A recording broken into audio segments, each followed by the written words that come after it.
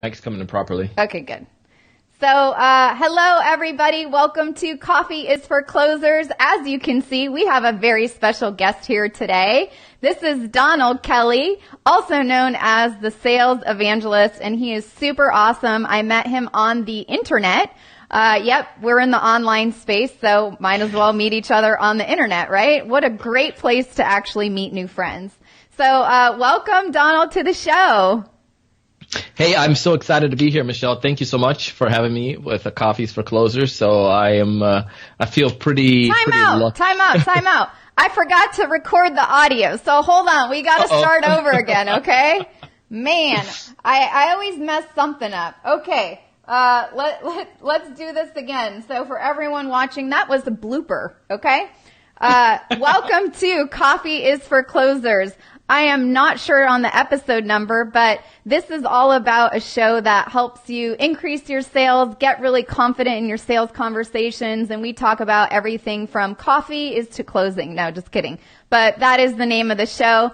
And today we have a very special guest with us. His name is Donald Kelly, also known as the Sales Evangelist. So I'm very happy to have him here today on the show. He has a really busy schedule, so he took out the time to come hang out with us because he loves to talk about qualifying leads. What's not a better topic than to choose the right people to work with, right, Donald? Exactly. Well, thanks for being here. And do you want to just tell everyone real quick what it is that you do? Yeah, so I host a podcast called the Sales Evangelist Podcast, and we have a community called the Sales Evangelists. What we do, we work with companies, especially with small organizations, 1 to 5 sales reps who are having a struggle, may not have sales processes in place, may not have had training. We train them, we guide them, and help them to be able to perform, to find more qualified prospects, build stronger value, and eventually close more deals. So it's a fun job and fun community to get a chance to work with. Yes, and he knows his stuff, you guys. So this isn't like his first rodeo or anything, all right? So we what don't does have qualified mean? What does qualifying mean? Yeah, well, I make sure to, handpick them. We have a resident guest here, Shamika. She's always here, and maybe you want to be a resident guest, but I always like finding really awesome people that also share the same values and perspective as it relates to sales. So that's really a fun thing for me. So for everybody that is watching, I'm going to share my screen because I actually have slides because this is Coffee is for Closers, and I just want to go over what we're going to go over today. So our signature recipe for today is really about what happens when you don't qualify leads, and I think Donald has some really, really amazing stories on this topic. The best ways and best practices to qualify leads. Maybe what is qualifying prospects all about? So before, Donald, we've talked about what the difference between a lead is and a prospect, and maybe you can share your 2 cents on that today. And maybe Sure. a story of when you actually didn't qualify a lead and it failed big time. Like it was a big mistake or, you really had to overcome something. And then we always end it with some energy for the soul. So that is what we have in store for you today. Donald just did tell you a little bit about him, but here he is. So if you want to go find him, where can they find you? Best place right now, since you're on Facebook, go in the graph bar right above and search the Sales Evangelizers. The Sales Evangelizers is my Facebook group, or you can search the Sales Evangelist on Facebook and like our page, get connected with our community. If you want to go to the web and go to our website, you can go to thesalesevangelist.com.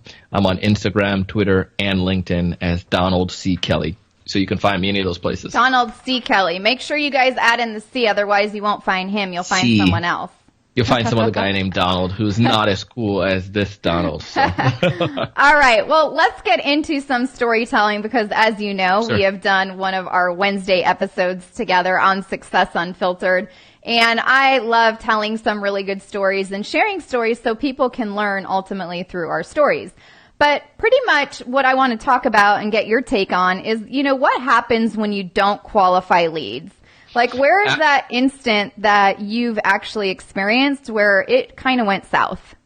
Well, Absolutely nothing happens when you don't qualify a lead. In the sense of like a sales, you're not going to get the business. You're not going to grow. You're not going to get any money. And I can tell you many different instances. One of them that stand out the most was I was doing software sales. I was working, well, this was actually prior. Yeah, it was software sales at this time. It was right around, the 2007, 2008 mark. It was right around that time they started doing the whole healthcare law. And then in 2010 is when it really happened. When I started doing a lot more of it, selling EHR, electronic health records.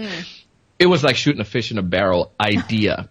People were saying, they're like, everyone has to do it, so you have to do it. So one of the companies I worked with, we did manage IT services. And then we also said, well, why don't we, since we're already in the IT space, why don't we sell the software as a distributor?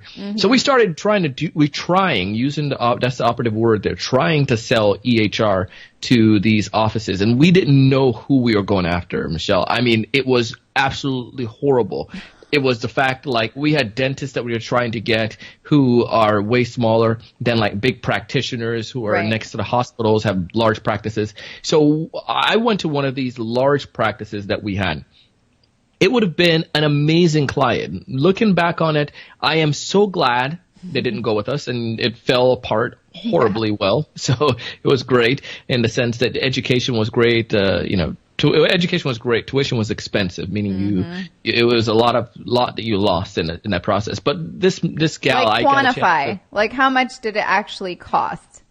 This deal probably was going to be anywhere up in the hundreds of thousands of dollars, probably about $200,000 for this deal. So a software deal. So it was pretty significant. It was a large practice. Probably, if you would look at it, probably closer to 3. With all of the doctors that you're going to get on board and everything that we were going to do, it was going to be a huge deal. But the issue that came at hand was I was naive. And going back to your question that you posed earlier too, what's a lead versus a prospect? Yeah. If you can look at it different ways. Sometimes like a prospect could be, I go after doctors' offices. So these 5 doctors' offices could be potential prospects for me. Right. They become a lead once I qualify them and they are looking for what I have. They're a good fit and they fall into my radar. They may have signed up for something that I have. And now we're going to have a conversation, or my business development people call them and now they're ready for an appointment. So it's a lead. That's where it comes into that place. Yeah. And what do you do to qualify a prospect into a lead? Like, what are the 5 things that you look for? Yeah, so a prospect into a lead, what I typically look for, especially in our organization, I want to look, one, are they within the niches that we go after? So we go after a lot of, within that space, a lot of tech companies, some of them are marketing firms as well that fall in that category. 2, do they have the budget to purchase our solution? They have the problem that we can solve. They also are the decision makers, or they have access to the decision maker or influencer in that process. And then that time frame, which is crucial. Like, say, if I know that they're going to, they may be of interest within the next 6 months or the next year, well, that's still a lead, but I might be able to nurture further down the line for a close in October, as opposed to somebody that's maybe ready for May, So those are some of the things. So I look at, 1, they're fit for my business. 2, do they have the budget? 3, they have the problem as well. 4, they have the right decision maker or access to the decision maker. And then the 5th one, they have a time frame that is in line with us. Makes sense. Yeah, I feel like, Donald, you were here with me last week. I think literally those are the 5 things. I'm like, was he here with me last week? Like, oh my goodness, I think he was spying on us. What do you think, you guys? I think he listened to this episode last week and is just regurgitating it. No, I'm just kidding. That means we are really on the same page. See what I was talking about? We are so in line that's exactly, I was like, what are the best ways that you qualify leads? And it's very similar to exactly the things that I like to talk about, which are, you really need to not only know your niche, but also I like to say that you have your boundaries set up. So you're not taking on clients that actually don't meet the way that you're willing to work with them, right? Yeah. There's even some people that might fit the niche. They might be the decision maker. It might be the right time. But you know what? They show up late to meetings, 30 minutes all the time, every single time. And you're just like, I don't have time to work with someone who can't even show up on time to a meeting. Yeah. mean, 30 minutes is huge, like especially in your arena. If you're a sales professional, that could be another appointment that you had to sacrifice because you weren't able to, you sat around twiddling your thumb for 30 minutes for somebody else. So right, yeah, no, it's crazy. Big deal. So what is your take on, so a lot of people that I work with, for example, sell high value services or a high ticket offer. So it's a little bit different than what you focus on. But if there was someone who's in the online space, or maybe they're, like all the CPAs that I work with, and they're selling monthly services or annual engagements that are fairly large, like what are some ways, or do you have another idea that maybe popped up in your head that would be valuable to them that would help them qualify their leads a little bit better? I want to see if you've got something that I haven't said yet. All right. So, say an idea of a CPA. I mean, a lot of those are in a similar process. Here's what I came to realize with selling. And I've sold on a consumer side where I sold door to door and, one call close, like, knock on your door, you get a system in 45 minutes, to things that took me 45 days to up to 2 years to sell. But the thing that I've come to realize is that those same parameters go all the way across the board with qualification. However, as you're meeting, like say if you're a CPA and you're meeting with somebody for the first time, you're sitting down, you're talking to them, it's a lot of that's really going to be the same thing. Like, I mean, it's just going to be more condensed. You may not drag it out over 3 meetings. It's going to be over probably 1 meeting where I see that happening. But it comes back really down to the prospect, understanding your prospect. Too often I find that people, they try to generalize their prospects, like saying, well, they don't take the time to do some simple research. So like say, for instance, if you're a CPA, you're trying to go after some firms, you don't necessarily need to cast a whole net to capture 5,000 people, which would be great, but I think you're going to kill yourself with not being able to take care of 5,000 clients. But perhaps you can do more of a hyper focus where you hunt with a spear type of mentality, where you look for the ideal customer, you find out details about them, something that you can connect with them on social media for if you're going that route. Yep. And they can help you stand out from the pack, as opposed to saying, I'm a CPA and we help take care of businesses like yours. If you look at my business, you'll see that I have online stuff and so forth. So you might say, Donald, I work a lot with online professionals and I see that you have a program called TSC Hustles League and you do have a lot of online presence. I created a piece I thought may be interesting to you. 10 things that most business from home leave on the table when it comes towards doing their taxes. Love for you to take a peek at it. Nurture me, connect with me, chat with me, and then more than likely you're going to see that you can convert me as opposed to just sending out that mailer, I'll be your CPA. Tax season is on April 15th. Be prepared. Right. It's like, be original. Well, and I think also even in an online entrepreneur versus a brick and mortar type of business entrepreneur, it's very different. Our business models are different. Like back in my day, as you and I have chatted about, I had a retail store, I had a kitchen, a manufacturing. It's so different than 100% in the online virtual space. So the things that you're going to read or I'm going to read now are going to be very interesting and different than if you send me something about how I can find a new lease for a lot cheaper and reduce my overhead, because our overhead is our overhead is pretty much people. So it's a really, really good point. And, thanks for sharing. So what are some ways on, how do you qualify prospects? And can you share like a specific story of a time where, you qualified a prospect and then you're like, oh man, I actually didn't do everything I was supposed to do? Yeah, so we'll go back to that same, I'll give you 2 stories. I'll give you one and I'll share one from one of my clients, if that's cool. Yeah, totally. So let's go back to that big deal that I lost. The problem that happened was I went into this organization. It was a large deal size. I was excited for it.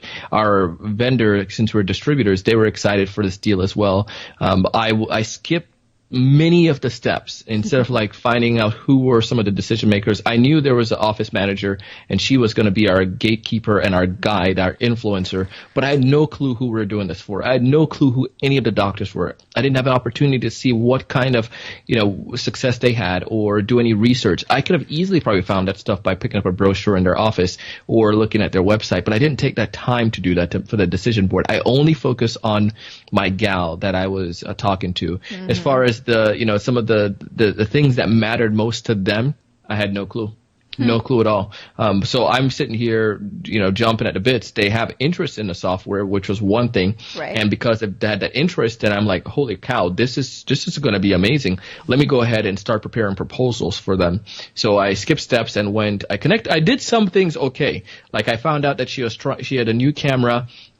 She went to the local library. They have a course there for using your digital camera, and I told her I was trying to do that as well. And we had some of those things that I did build, but I didn't execute on the key factors. When were they planning on making the decision by, as far as the who's, all those people were. And I knew they had the money, and I knew what this could potentially cost. And I just still went in with blazing saddles with a proposal and setting that up. And I thought that as soon as she got the proposal, then it's going to go to the top, and then the meeting is going to be ready, and we'll do a demonstration and we'll get them on board. And what happened? Actually, I got the proposal tour, did the walkthrough, got my tech team to go walk through and did the proposal, and radio silence.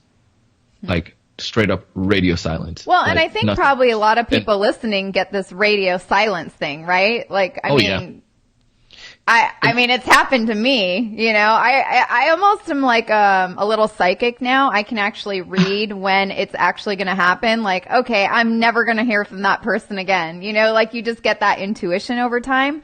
Yeah. But like, what are some of the things that you've done to prevent the radio silence now? Cause I think this is kind of interesting, and a lot of people, want to help a client, or even a couple of the CPAs that I've worked with, they're working together with a client, and then all of a sudden they just disappear.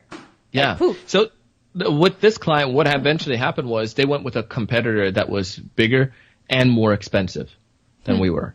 And it was just the fact that my value wasn't there because I didn't know what to deliver with them. So when it comes back to this, like what makes it different? Why would some people go for a bigger and more expensive client?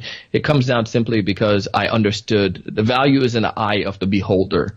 And if I don't know what the value is for you, I can't deliver that. So when I've seen that happen with the radio silence, go back to my other client that I'm sharing. I had a story visit with them. They have a checkpoint. They have the checkpoint. They know what they're supposed to do. 10 different steps they're supposed to happen in the first meeting before it goes to the next step. On average, they're probably hitting like 3 or 4 of them. They were just getting excited and skipping over steps. I'm like, what happened to these other 6 that you outline as important? And they were wondering why the deals were falling off and why people were getting these proposals and not coming back, because they weren't going through everything with them. And then the next step, they skipped on the value, because what they would do sometimes, they find out what some of these problems, they fill out a questionnaire. A client could fill out a questionnaire, but the clients weren't necessarily those questionnaires or the problems weren't being discussed with the sales reps, and to be able to solidify value with them. Once they made that change, they went through all the checkpoints, and then they started to go through the value with them, having those meaningful conversations. They saw improvement, and I had gotten a message from her saying that I just visited with her, and then she went ahead and sent me a text message like an hour later, said we just closed a $20,000 website deal, and it was because of those same principles. And all it was just little details, right? So checkpoints. But the details are actually the most important thing, because if you have a team of salespeople, for example, and you have a questionnaire and your salespeople don't get the questionnaire, then that's kind of a problem, isn't it? It's a huge problem. It is. So, because sometimes theoretically, we know what to do theoretically, right? We'll read the books, we'll get the ideas, but then the implementation is where it falls short. And especially with some of the clients that I've had that went radio silent, I know exactly what happened. I skipped over steps. I didn't do the qualifications. I didn't build the value with them. So when they saw when I jumped too early to price, they were blown off because they didn't realize what we were giving them, and the problem that we were solving for them.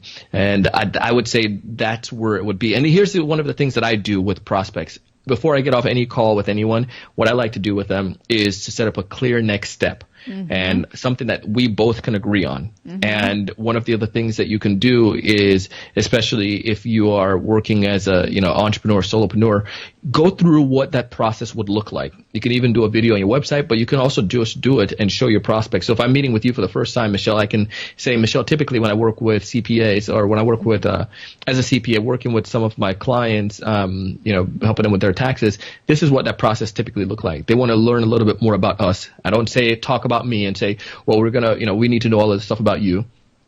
They want to learn about us and how we can best help them. Once they do that, typically what they would like to do is have for us to show them a solution and what we can do for a practice like them, for an online business or for a dentist, brick and mortar. And then once I can do that and show them some ways that we've helped other people, give them some potential references, then they would like to get a proposal from us as far as what that service would look like to keep us on retainer. And then from there, we'll get them to sign, get an agreement that shows what I'm going to promise to deliver is what they're looking for as well. And that's our process. When you purchase or when you get a service like ours, is that what you typically go through as well? So now in their mind, they're like, yeah, this is what I need to go through and this is what I go through. So now they know the picture. So at any given stage of the process, I'll say, now that you learn about this, here's the next step for us. Anything else that you want to make sure we do? Yep. What works best for you? And if we can guide them, because people love to buy. Jeffrey Gitomer says it's best. People love to buy, but they hate to be sold. So if I make it feel like you're in a buying situation, you're in a buying seat, and you know exactly what we're doing next at each stage of the process, you're an active participant, and that helps to move and to guide down to the next step, usually down to that sale. But when you try to be the person in charge and you try to be the hero, or you try to be, pushy or skip some of those steps, then you find yourself with issue. Yes, and it can't be pushy or sleazy. Not here at the Royal Family. We don't do that around here. All right. Real quick, you guys, if you have any questions, put them in the comments below real quick, because we're going to do some Q&A at the end.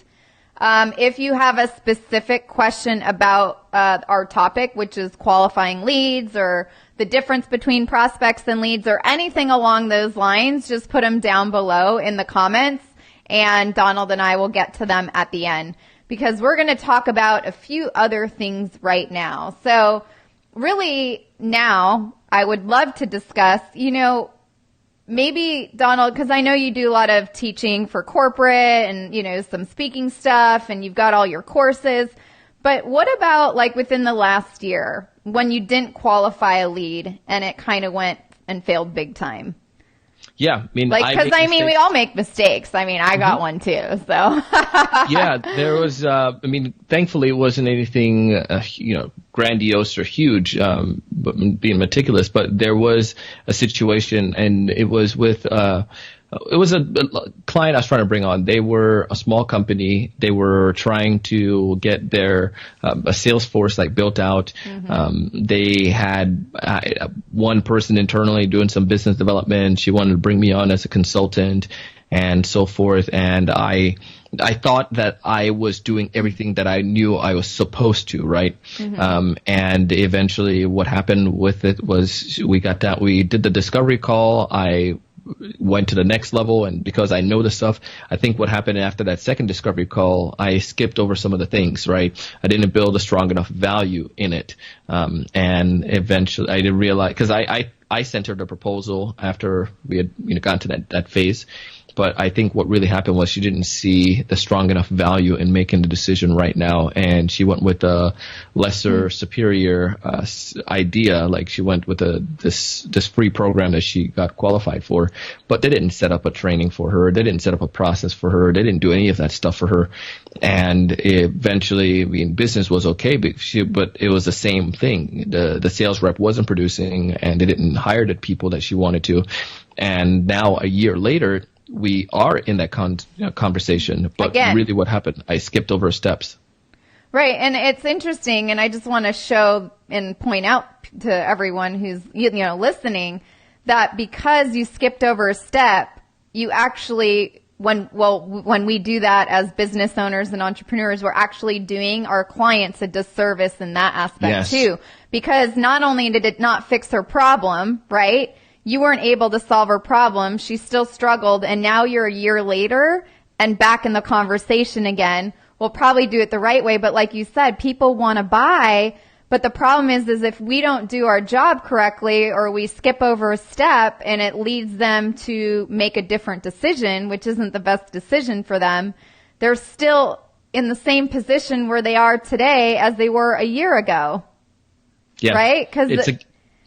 it's like you said, it's a disservice because the moral obligation that you have, knowing what you know, is to help people solve those problems. So if I'm not helping you with that, then it's not in your best interest, and I'm jeopardizing not only myself but yours. And think about where she could have been now in that 1 year, right? Right. Or not only that, where she could have been, and the opportunity cost of what it costed her in, missed revenue if she had the best team and the best Salesforce plan in place, or whatever it may be. If it was $100,000 or $200,000 in extra additional revenue, but we have to look at ourselves as the business owners and entrepreneurs. And like you said, it's our moral obligation to help our clients, but we need to make sure that we don't skip any steps. But I just want to point that out because that's a really big, thing to really notice.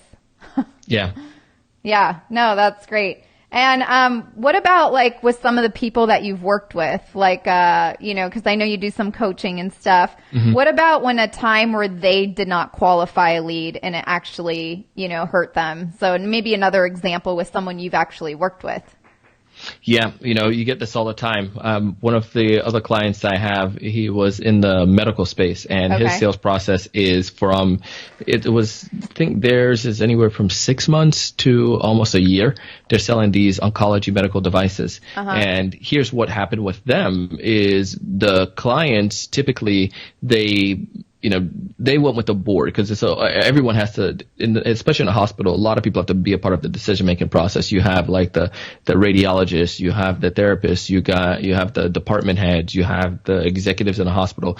So all of these individuals need to be a part of the process. And the challenge that they had was, again, they know the basics, they know what they need to do, they know some of these things, but they didn't account for the time frame.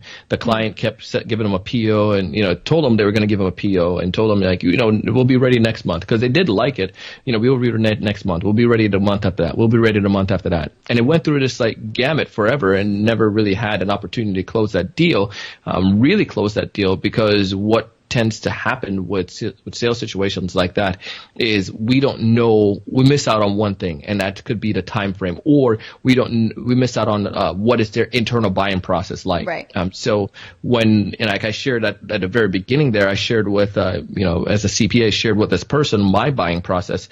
But they didn't do that. They didn't find it. And I think what happens is that salespeople or entrepreneurs, sellers, we feel like we're going to offend you if we ask you something like that, or we're going to probe too much, or if I ask you this, I might sabotage the deal. Listen, if you don't do it, you're going to sabotage the deal. Like in these situations. You're like SOL no matter what. And to give you another one too, from my side, I was selling to city, county governments and municipalities, Michelle, and that process is like, you can wait for paint to dry on a wall, sometimes selling to government before you get that money. And one of the issues, like it was like the process is you get the interest, and then you have to wait for them to have money. So school districts get their money probably like in July or October from the government. And then once they get that money, then, you have to be approved by a board. So you have to get to the board. If you get to the board, that's great. And then once you get to the board, it's like you're pretty much good at that point. But here's what happened before that board meeting. So I sold the product. Yes, the client loved it. They wanted it. Right. But here's my mistake. I didn't know all of their buying process. If you're selling to cities, sometimes depending on the city or the government organization, over a certain dollar figure, you have to get counsel involved, meaning a lawyer that they have on retainer or a lawyer to review the agreement. So I'm here selling this deal. It's a $150,000 deal, and I didn't get. We call it contract hell. Because if I'd known and recognized that that market was going to go to the lawyer to review, that was like added on extra time period, because the lawyers are not going to do it just for the hour. He's going to drag that sucker out because he's getting paid, right? Right. And then you have to get it from every department to approve it after that, and you have to go through all of this. So it took like extra months onto the deal. So here I am trying to get something close, trying to bring some money home to the family, and it took way longer.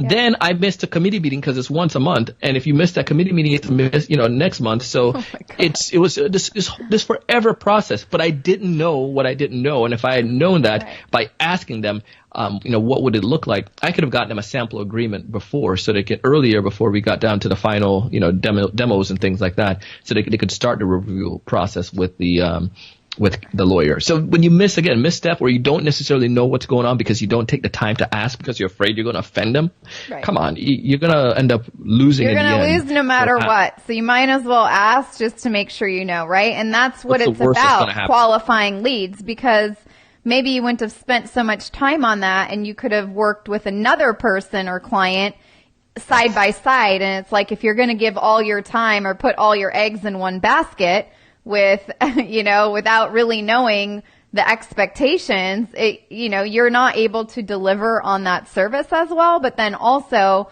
from your point of view for the client, or, for you, like bringing home money to the family, you just spent all this time on something that took double the length of time, and now you have no other sources of income. So again, for qualifying a lead, it's really important to understand, is this person someone you want to invest your time in now because they're really wanting to move forward and make a change or buy a product or, buy your service because you can really help them now. I think that's one of the main qualifiers too, depending on your sales cycle, obviously. But can you help someone now? Because if not, then like you said, you nurture them and put them on a follow-up list, and, they're now over there. They're not in your immediate sphere of who you can help now. Yes. And it's like, it makes you more organized, and it makes you, better in charge of your income. When you put it that way, because I can't live on hope, and you can't sell on hope. You can't expect to be a salesperson on hope. Let me just see. Let me see. I hope this one is going to close. You can't do that.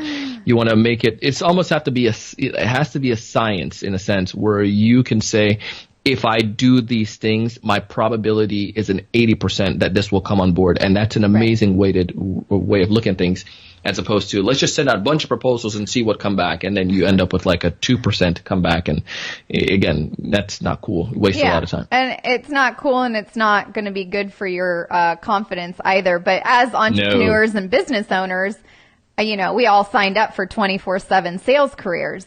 And if you don't see that, just hang out with me every week, because I am here to remind you of that actually growing your top line revenue is the number one ingredient in your whole business, right? Yes, true. Definitely true. All right, Donald. Well, do you have anything else that you would like to share on qualifying leads or prospects and, that we didn't discuss yet today? One last tip, one last advice, anything else you've gotten in you? Well, you took a lot of the good stuff out of me, but the last thing that I would share with you when it comes to qualification is that, I guess the biggest part of qualification is not only qualifying, but seek to disqualify in that process. And what I mean by that, we have a group called TSC Hustlers League online group coaching program. I get people on a call. I get people to sign up, and the first year I did it, I had people sign up, and they would jump into the meeting and pay the monthly $37, no interaction with me until they come to the first meeting. And the problem that I saw was those people didn't have a strong retention. My retention was horrible. People were jumping off. So eventually I raised the price like 3 times the amount, and then I put an application process on there so people have to apply, and my retention rate went to 99%. I mean, you have weird situations, but about 99% of those people, after they go through the application process, they stayed on board with me longer, because I disqualified in that process. I let them know what they're going to expect from being in a program, and if they can't fulfill those things, then they shouldn't join. So that is, seek to disqualify more so than qualify. Seek to disqualify. I love that. Donald, I was talking to another person, a person I interviewed on the Wednesday episodes, and he called it sales prevention program. So it's like, when you say no to people, or, but this is even the step before that. This is like the lead quality sales prevention program, because you're basically putting hurdles in place, right? Yeah. Like if they can do this, then they'll be this much more committed, right? It's like gauging someone's commitment level to really participate and want to change or want to learn from you. Yeah, you can't. I can't. The biggest thing that somebody has to come to the table with any types of sales training, they have to come with a desire. I cannot give you desire. I can give you the skills and the techniques and the strategies, but you have to come with the desire. If you can do that, then you're home free. You can be successful with the training. Yep. Well, thank you, Donald, so much for joining us today on Coffee is for Closers. It was awesome to have you. I love your take on things, and thanks for being here with us. It was an absolute honor. And Michelle, thank you so much for the things you're providing for our community here, for the value that you're sharing with your podcast and online content. It's just like amazing. So thank you so much. Anytime. And you're welcome back anytime, by the way. Okay. So that's it. All right. Let's see. Are there any questions? Do you guys have any questions for Donald? Yes, no, maybe so. Put them in the comments. You've got 1 minute. 1 minute going once. 1 minute going twice. Well, I'm not going to count to 60, but do you have any questions on your end, Donald? I don't know if you shared this. I don't see any. Someone just said, oh, yes, radio silence, tagged a couple people.